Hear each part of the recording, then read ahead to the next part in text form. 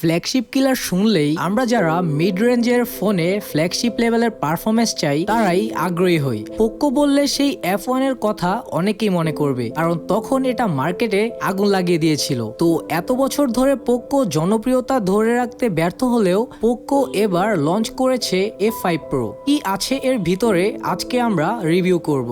Hello guys, it's তৌফিক and welcome to T channel. So শুরুতেই আজকে এটার পারফরমেন্স বা এটার চিপ নিয়ে কথা বলবো। পোকো F5 এ ইউজ করা হয়েছে স্ন্যাপড্রাগন 8 Gen 1। এটা 8GB বা 12GB র্যাম ভেরিয়েন্টে পাওয়া যাচ্ছে। স্টোরেজ হিসেবে ইউজ হয়েছে UFS 3.1। এটার পারফরমেন্স আমরা খুবই স্মুথ পাচ্ছিলাম, প্রায় ফ্ল্যাগশিপ লেভেলের কাছাকাছি। অ্যাপ ওপেনিং এ কোনো বাগস নেই। ম্যাক্সিমাম মানুষই ফোনটাকে গেমিং এর জন্য কিনবে, তাই আমরা এটাতে অনেকগুলো গেম খেলেছি। পাবজির কথা যদি বলি, লং টাইম গেমিং এ একটু হিট হচ্ছিল, বাট এটা কোনো মেজর ইস্যুস না।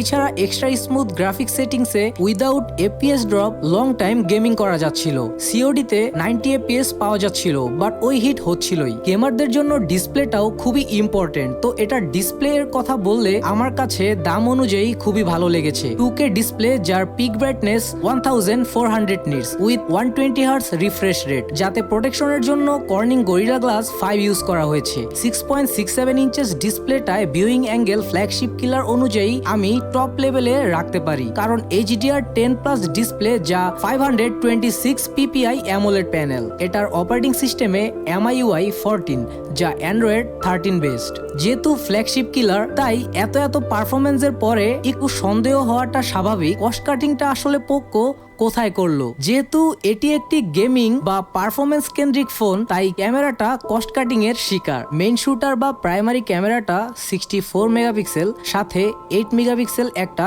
আলট্রা ওয়াইড আর 2 মেগাপিক্সেল এর ম্যাক্রো ক্যামেরাটা। এটাতে 4K 30 FPS বা 60 FPS দুটাতেই রেকর্ড করা যাবে, বাট অবাক হলাম 8K 24 FPS এও রেকর্ড করা যাবে। তো আসলে কস্ট কাটিং করলোটা কোথায়? হ্যাঁ, আলট্রা ওয়াইড আর ম্যাক্রো ক্যামেরাতে। ফ্রন্ট ক্যামেরাটি হলো 16 মেগাপিক্সেল, যা 1080p তে 30 বা 60 FPS এ ভিডিও করতে পারে। ডে লাইটে ভালো পিকচার্স আসলেও লো লাইটে তেমন পারফরমেন্স নেই বললেই হয়। এর ব্যাক এন্ড ফ্রন্ট ক্যামেরাতে এটাতে দুটি স্পিকার রয়েছে, তাই স্টেরিও সাউন্ড পাবেন। আর ফিঙ্গারপ্রিন্ট সেন্সর ইউজ করা হয়েছে, যা ভালোই রেসপন্স করে। এর ব্যাটারিতে ইউজ হয়েছে 5160 mAh এর ব্যাটারি উইথ 67 ওয়াটের ফাস্ট চার্জার, যা এটাকে 50 to 55 মিনিটেই ফুল চার্জ করে দেয়। And battery backup normal daily ইউজে একদিন আরামসে চলে যায়। সো আমার মতে পোকো F5 একটা good comeback with the overall performance in this budget. এই পর্যন্ত পাশে থাকার জন্য অসংখ্য ধন্যবাদ। Know before you purchase